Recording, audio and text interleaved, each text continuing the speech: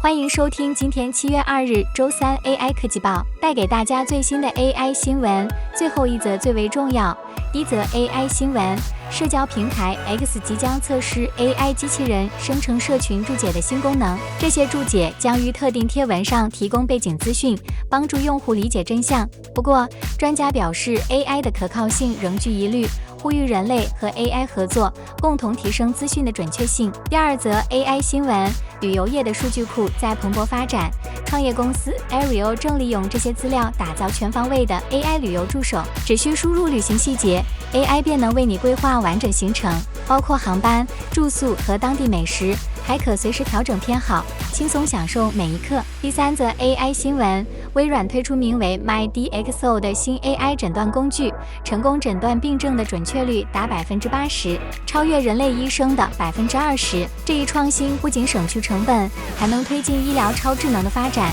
让未来的医疗更有效、更平价。以上是今日最新 AI 科技新闻。订阅我们的 Podcast， 在 YouTube、Spotify、KKBox、Apple Podcast 搜寻 AI 每日科技报，提供更详细的 AI 新闻解说。我是你们的 AI 主播，我们下回见。